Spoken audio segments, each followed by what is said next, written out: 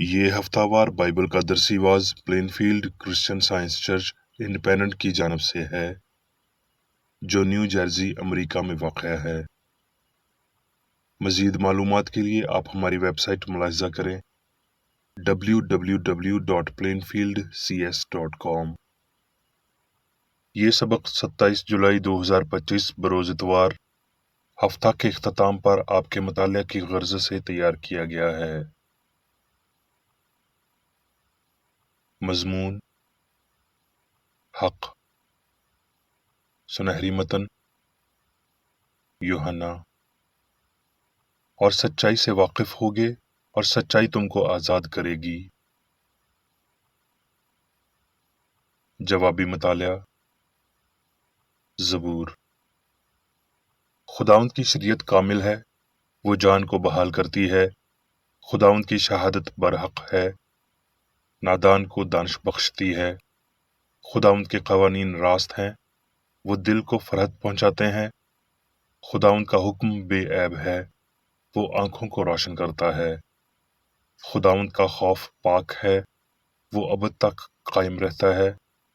खुदावंद के अहकाम बरहक और बिल्कुल रास्त हैं, वो सोने से बल्कि बहुत कुंदन से ज्यादा पसंदीदा हैं। वो शहद से बल्कि छत्ते के टपकों से भी शीरीं हैं। नीज उनसे तेरे बंदे को आगाही मिलती है, उनको मानने का अजर बड़ा है। ए कौमों, सब खुदावंद की हम्द करो। ए उम्मतों, सब उसकी सिताइश करो, क्योंकि हम पर उसकी बड़ी शफकत है और खुदावंद की सच्चाई अबदी है। खुदावंद की हम्द करो। दरसीवाज बाइबल में से इमसाल। ऐ मेरे बेटे, मेरी तालीम को फरामोश ना कर, बल्कि तेरा दिल मेरे हुक्मों को माने, क्योंकि तू इनसे उम्र की दराजी और पीरी और सलामती हासिल करेगा। शफकत और सच्चाई तुझसे जुदा ना हो, तू उनको अपने गले का तौक बनाना और अपने दिल की तख्ती पर लिख लेना। यूं तू खुदा और इंसान की नज़र में मकबूलियत और अक्लमंदी हासिल करेगा। सारे दिल से खुदावंद पर तवक्कल कर और अपने फहम पर तकिया न कर। ऐ मेरे बेटे, दानाई और तमीज़ की हिफाजत कर, उनको अपनी आंखों से ओझल ना होने दे। यूं वो तेरी जान की हयात और तेरे गले की जीनत होंगी। तब तू बेखटके अपने रास्ते पर चलेगा और तेरे पाँव को ठेस न लगेगी। सलातीन। और अखयब एलिया की मुलाकात को चला, और अखयब ने एलिया को देखा तो उसने उससे कहा, ए इस्राएल के सताने वाले, क्या तू ही है? उसने जवाब दिया, मैंने इस्राएल को नहीं सताया, बल्कि तू और तेरे बाप के घराने ने, क्योंकि तुमने खुदावंद के हुक्मों को तर्क किया और तू बालीम का परवर हो गया। इसलिए अब तू कासद भेज और सारे इस्राएल को और बाल के 450 नबियों को और यसीरत के 400 नबियों को, जो एजबल के दस्तरखान पर खाते हैं, कोहे किरमल पर मेरे पास इकट्ठा कर दे। सो अखयब ने सब बनी इसराइल को बुला भेजा और नबियों को कोहे किरमल पर इकट्ठा किया। और एलिया सब लोगों के नजदीक आकर कहने लगा, तुम कब तक दो ख्यालों में डामाडोल रहोगे? अगर खुदावंद ही खुदा है तो उसके पैरों हो जाओ, और अगर बाल है तो उसकी पैरवी करो। पर उन लोगों ने उसे एक हरफ जवाब न दिया। तब एलिया ने उन लोगों से कहा, एक मैं ही अकेला खुदावंद का नबी बच रहा हूँ। हर बाल के नबी 450 आदमी हैं। सो हमको 2 बैल दिए जाएं, और वो अपने लिए एक बैल चुन लें और उसे टुकड़े टुकड़े काटकर लकड़ियों पर धरें और नीचे आग न दें, और मैं दूसरा बैल तैयार करके उसे लकड़ियों पर धरूंगा और नीचे आग नहीं दूंगा। तब तुम अपने देवता से दुआ करना और मैं खुदावंद से दुआ करूंगा, और वो खुदा जो आग से जवाब दे वही खुदा ठहरे। और सब लोग बोल उठे, खूब कहा। सो एलिया ने बाल के नबियों से कहा कि तुम अपने लिए एक बैल चुन लो और पहले उसे तैयार करो, क्योंकि तुम बहुत से हो, और अपने देवता से दुआ करो, लेकिन नीचे आग न देना। सो उन्होंने उस बैल को लेकर जो उनको दिया गया था उसे तैयार किया, और सुबह से दोपहर तक बाल से दुआ करते और कहते रहे, ऐ बाल, हमारी सुन।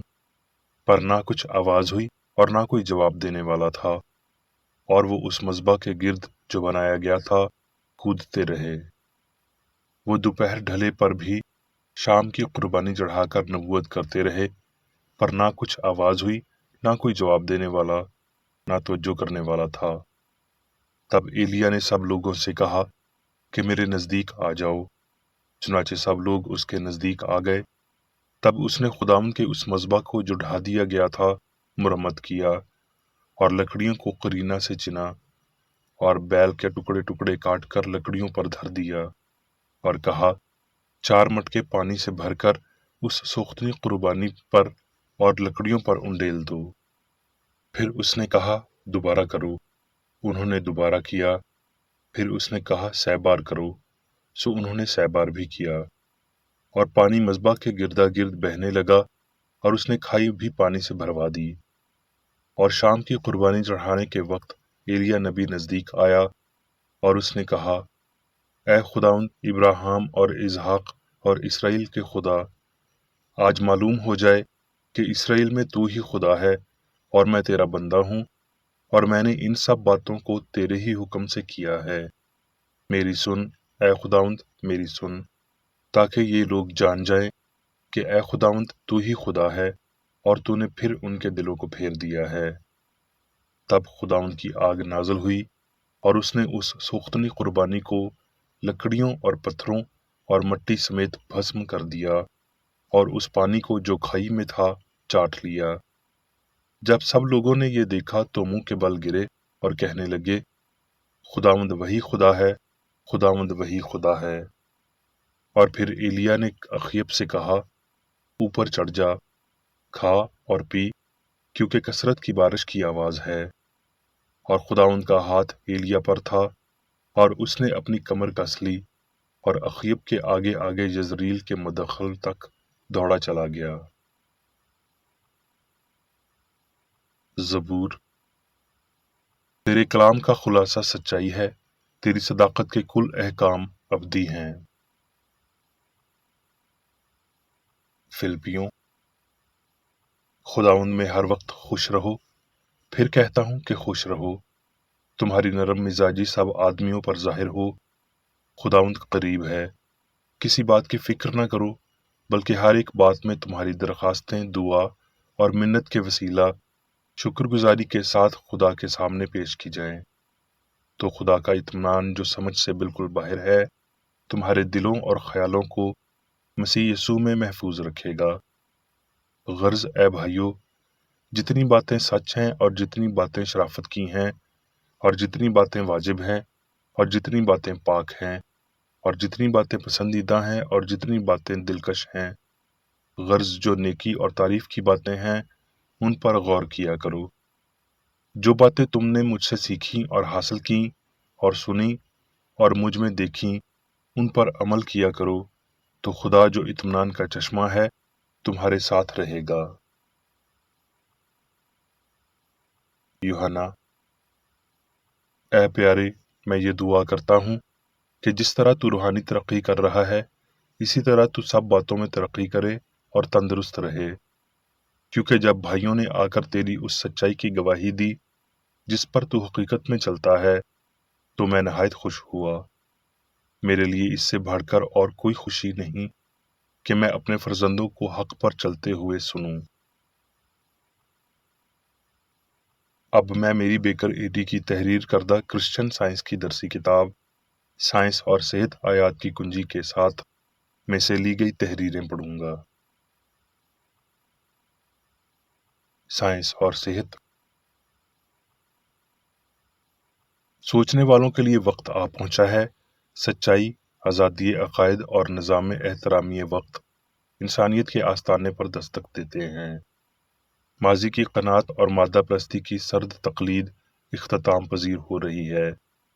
खुदा से लाइल्मी मजीद ईमान के रास्ते का पत्थर नहीं रहा। वफादारी की वाहिद जमानत उस हस्ती से मुतल्लिक दुरुस्त फहम है जिसे बेहतर तौर पर जानना ही अब्दी जिंदगी है। اگرچہ سلطنتیں نیست ہو جاتی ہیں مگر خداوند عبدالآباد سلطنت کرے گا۔ چونکہ مصنفہ نے بیماری اور اس کے ساتھ ساتھ گناہ کے علاج میں سچائی کی طاقت کو دریافت کیا، اس کا نظام مکمل طور پر تصدیق شدہ تھا اور یہ کبھی نامکمل نہیں رہا، بلکہ کرسچن سائنس کی بلندی تک پہنچنے کے لیے انسان کو اس کے الہی فہم کی فرما بردار زندگی گزارنی چاہیے۔ اس سائنس کی مکمل طاقت کو اجاگر کرنے کے لیے جسمانی حس کی مخالفت کو روحانی حس کی ہم آہنگی تسلیم کرنی چاہیے، جیسے کہ موسیقی کی سائنس غلط دھنوں کو ٹھیک کرتی اور آواز کو مدھر آہنگ فراہم کرتی ہے۔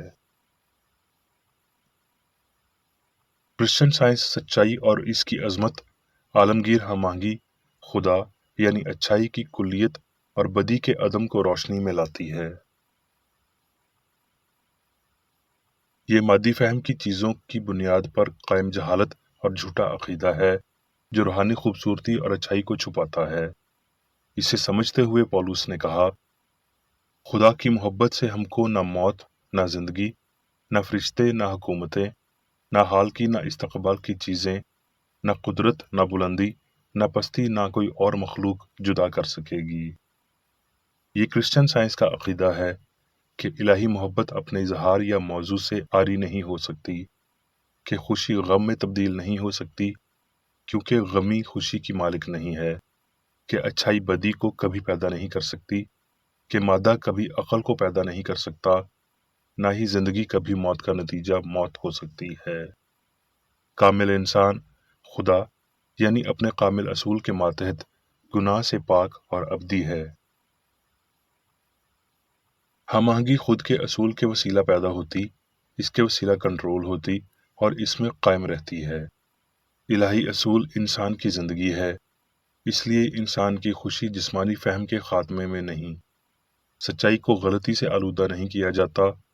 انسان میں ہم آہنگی موسیقی کی طرح ہی خوبصورت اور مخالفت غیر فطری اور غیر حقیقی ہوتی ہے۔ جب کرسچن سائنس کے ظاہری اور فانی اثرات کو مکمل طور پر سمجھ لیا جاتا ہے تو سچائی اور غلطی، فہم اور یقین، سائنس اور مادی احساس کے مابین تصادم جس کا پیش خیمہ انبیاء نے دیا اور یسوع نے اس کا آغاز کیا، رد ہو جائے گا اور روحانی ہم آہنگی سلطنت کرے گی۔ غلطی کی گرج اور چمک تب تک برستی اور چمکتی رہے گی جب تک بادل چھٹ نہ جائیں اور اس کا ہنگامہ دور نہ ہو جائے۔ پھر ربانی بارش کے قطرے زمین کو تر و تازہ کرتے ہیں، جیسے کہ مقدس پولس کہتا ہے، پس خدا کی امت کے لیے آرام باقی ہے۔ روح کا کرسچن سائنس کے گرجے میں بنیادی ستون درج ذیل نظریات میں پائے جاتے ہیں کہ زندگی خدا یعنی اچھائی ہے نہ کہ بدی، کہ روح بے گناہ ہے جو بدن میں نہیں ہوتی، کہ روح مادی نہیں ہے اور نہ ہو سکتی ہے، کہ زندگی موت کے تابع نہیں ہے، کہ روحانی حقیقی انسان کی نہ پیدائش، نہ مادی زندگی اور نہ ہی موت ہے۔ ابدی سچائی اسے تباہ کرتی ہے جو بشر کو غلطی سے سیکھا ہوا دکھائی دیتا ہے، اور بطور خدا کے فرزند انسان کی حقیقت روشنی میں آتی ہے۔ ظاہر کی گئی سچائی ابدی زندگی ہے۔ کرسچن سائنس میں سچائی سے انکار جان لیوا ہے، جبکہ سچائی کا ایک عادل اعتراف اور جو کچھ اس سچائی نے ہمارے لیے کیا ہے ایک مؤثر مدد ہے۔ اگر تکبر، توہم پرستی یا کوئی بھی غلطی حاصل ہونے والے فوائد کی ایماندار پہچان کو روکتے ہیں تو یہ بیمار کی شفا یابی اور طالب علم کی کامیابی میں ایک رکاوٹ ہوگی۔ کرسچن سائنس برق رفتاری سے سچائی کی فتح مندی دکھاتی ہے۔ جسمانی فہم اور جسمانی فہم سے حاصل ہونے والے سارے علم غیر فانی سچائی کی تمام تر چیزوں کے لیے سائنس قابل قبول ہونی چاہیے۔ حق کو غلطی سے آلودہ نہیں کیا جا سکتا۔ یہ بیان کہ سچائی حقیقی ہے، اس میں لازمی طور پر یہ متعلقہ بیان بھی شامل ہے کہ وہ غلطی یعنی حق کی مماثلت غیر حقیقی ہے۔ سچ اور غلطی کے مابین فرضی جنگ روحانی حواس کے ثبوت اور مادی حواس کی گواہی کے مابین محض ایک ذہنی تصادم ہے، اور روح اور بدن کے مابین یہ جنگ الہی محبت کے فہم اور اس پر ایمان کے وسیلہ تمام تر سوالات کو حل کر دے گی۔ بعض لوگ سچائی کی چھون کو دھیرے دھیرے تسلیم کرتے ہیں، بعض لوگ بغیر جدوجہد کے تسلیم کرتے ہیں، اور بعض یہ ماننے میں ہچکچاہٹ محسوس کرتے ہیں کہ انہوں نے تسلیم کر لیا ہے۔ لیکن اگر یہ قبول نہ کیا جائے تو بدی خود اچھائی کے خلاف گھمنڈ کرے گی۔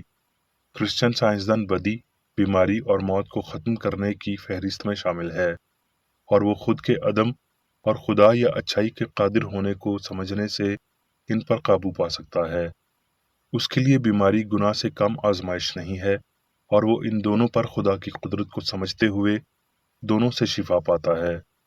کرسچن سائنسدان یہ جانتا ہے کہ وہ غلطی کے عقائد ہیں جنہیں سچائی نیست کر سکتی اور کرے گی۔ جب ہم صبر کے ساتھ خدا کا انتظار کرتے اور راست بازی کے ساتھ سچائی کی تلاش کرتے ہیں تو وہ ہماری راہ میں رہنمائی کرتا ہے۔ غیر کامل انسان آہستہ آہستہ اصلی روحانی کاملیت کو گرفت میں لیتے ہیں، مگر ٹھیک طریقے سے شروع کرنے کے لیے اور ہستی کے بڑے مسئلے کے اظہار کے تنازع کو جاری رکھنا بہت بڑا کام ہے۔ کرسچن سائنس کے دعووں کی تاکید دیتے ہوئے میں کوئی ناممکن بات نہیں پوچھتا، لیکن چونکہ یہ تعلیم زمانے سے پہلے کی ہے، اس لیے ہمیں اس کے روحانی انکشاف کی ضرورت سے انکار نہیں کرنا چاہیے۔ سائنس اور مسیحیت کی بدولت ہی انسانیت میں بہتری آئے گی۔ دوڑ کو تیز کرنے کی ضرورت اس حقیقت کا باپ ہے کہ عقل یہ کر سکتی ہے، کیونکہ عقل آلودگی کی بجائے پاکیزگی، کمزوری کی بجائے طاقت اور بیماری کی بجائے صحت مندی بخش سکتی ہے۔ یہ پورے نظام میں قابل تبدیل ہے اور اسے ہر ذرے تک بنا سکتی ہے۔ اگر آپ ہمیشہ مشتل مگر سچائی کے صحت مند پانی پر چھال پھینکتے ہیں تو آپ کو طوفانوں کا سامنا کرنا پڑے گا۔ آپ کی نیکی کو بدی کہا جائے گا۔ یہی سلیب ہے، اسے اٹھائیں اور برداشت کریں، کیونکہ اسی کی بدولت آپ فتح پاتے اور تاج پہنتے ہیں۔ زمین پر مسافر ہو، آسمان تمہارا گھر ہے، اجنبی ہو، خدا کے تم مہمان ہو۔